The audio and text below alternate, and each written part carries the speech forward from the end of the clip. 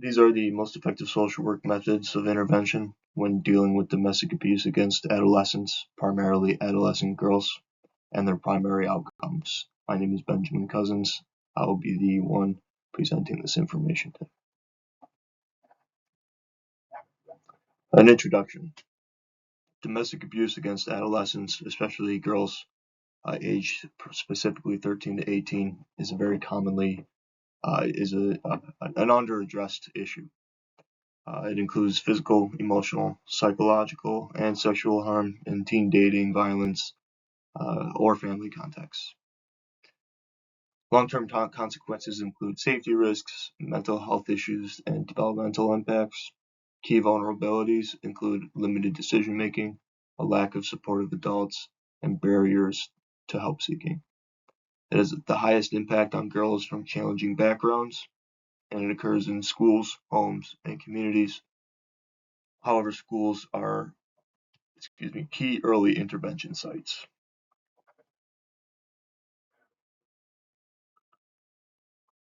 Significance and social work alignment. This practice aligns with the social work values of empowerment, self-determination, and strength-based practice, which you will see how it does that later on in this presentation. Mostly focuses on trauma-informed, empowerment-based group counseling in schools, using peer resources as strength builders, and of course, strong encouragement is a key resource here. It utilizes education, safety planning, emotional regulation, as well as peer support as explained before, and it promises to reduce victimization and increase help seeking in clients. Contextualizing the literature. Key findings include empowerment counseling and school-based prevention are recommended. These build self-efficacy and recognize unhealthy relationships, as well as promote help seeking. Integracy, trauma-informed responses, improve safety, and reduce re-victimization.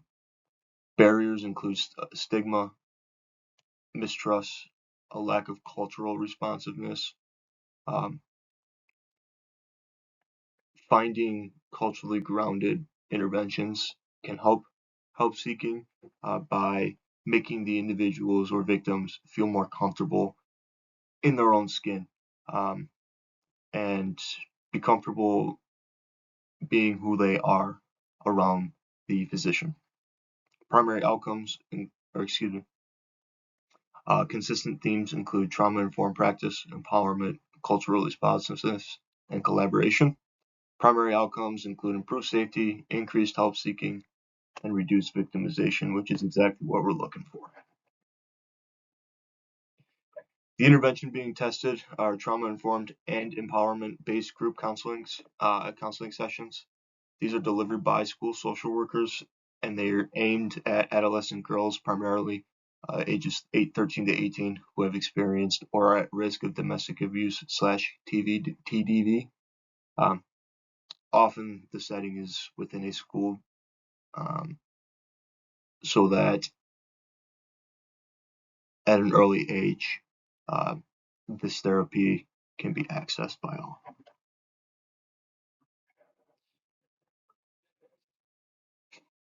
Contribution to the literature includes expanding by combining trauma-informed and empowerment models versus separate testing. Focuses specifically on adolescent girls who experience the highest TDV ratings, and it primarily takes place in a school, like I said before, for earlier intervention, so it can be caught as soon as possible. How it is measured is by behavioral and psychosocial performance or experiences from the victim. And there are often gaps where excuse me, other approaches may create. By integrating specific programs and very specific, highly focused therapy within a group, you can really pinpoint issues and work on them with multiple people rather than just sitting with an adult who is going to kind of sit back and just talk to you.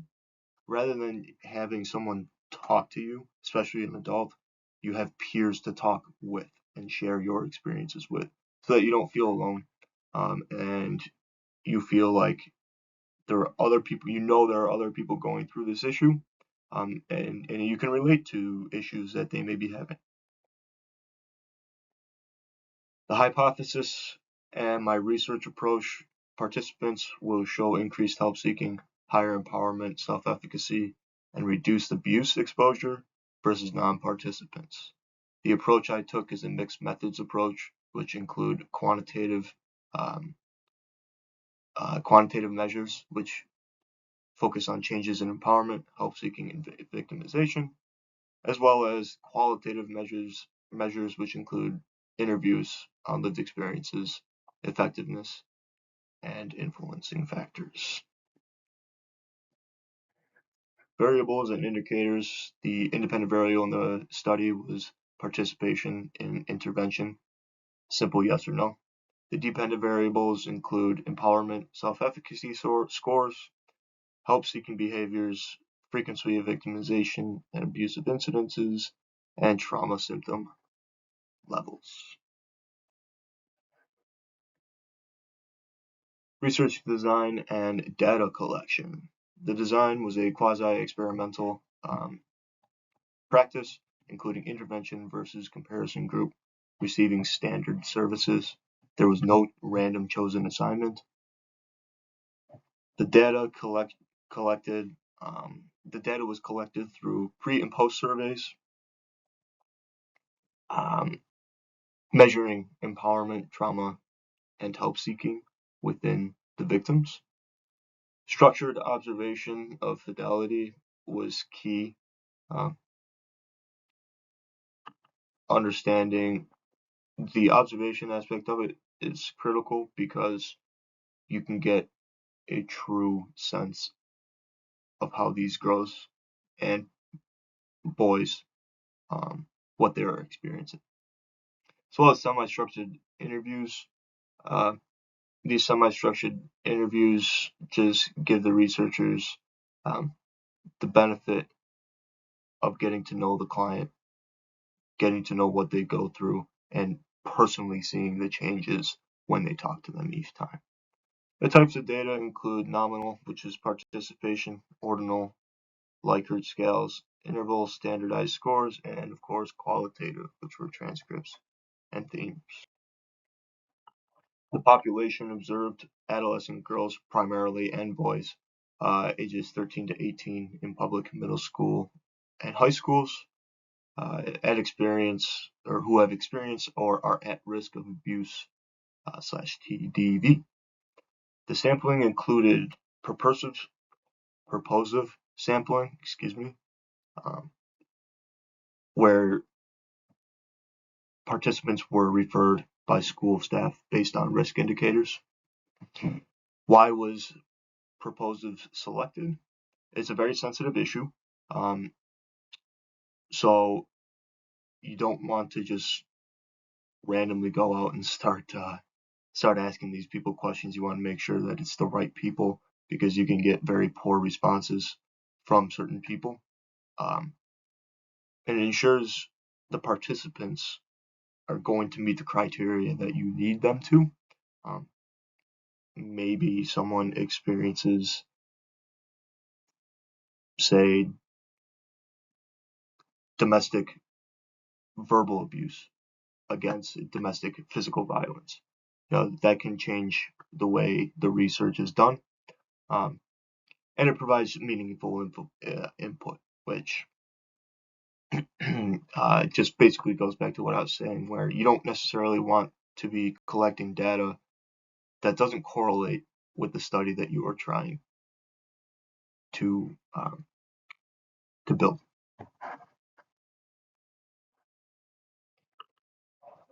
So some reflections and ethical considerations that I picked up on. Counselors really want to make sure that they're engaging with their clients, not on them. No teenager wants to just be talked to. They want to be talked with. They want to be heard. They want to they want to understand that you are listening to what they have to say. If they are forced to participate in something, they are more than likely not going to make the best of it. If they choose to do something, they are going to make more of it, and you, as a counselor, are going to be able to help them more. Benefits include increased safety, empowerment, service access, and it informs school practice. Pretty self-explanatory. Ethically, informed assent and consent from guardians, so informed assent from the youth or the underage individuals, as well as consent from the guardians. Very important. Of course, that is always necessary. Confidentiality, always necessary as well, unless, professionals need to be contacted. As well as trauma-informed procedures and referrals.